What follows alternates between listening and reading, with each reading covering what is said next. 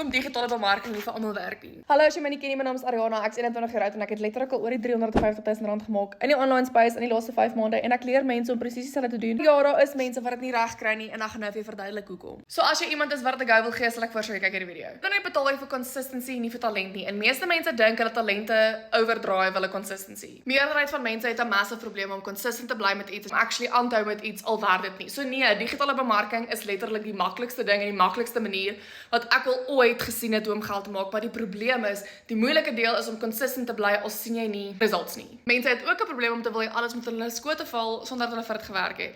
So die mense wat dit nie reg kry nie, hou op want hulle sien die results dadelik en hierdie is nie 'n get rich quick scheme, so dit gaan nie net oornag gebeur nie. Daai mentaliteit gaan jou terughou om consistent te bly. Maar as jy bereid is om deur te druk en jy's bereid om deur daai struggle te druk, want almal van ons moes, ek moes ook, dan wil ek vir jou sê hierdie is regtig 'n bitter goeie manier vir jou waar jy regtig 'n klein ietsie veel geld kan maak as jy bereid is om te stiek deur dit.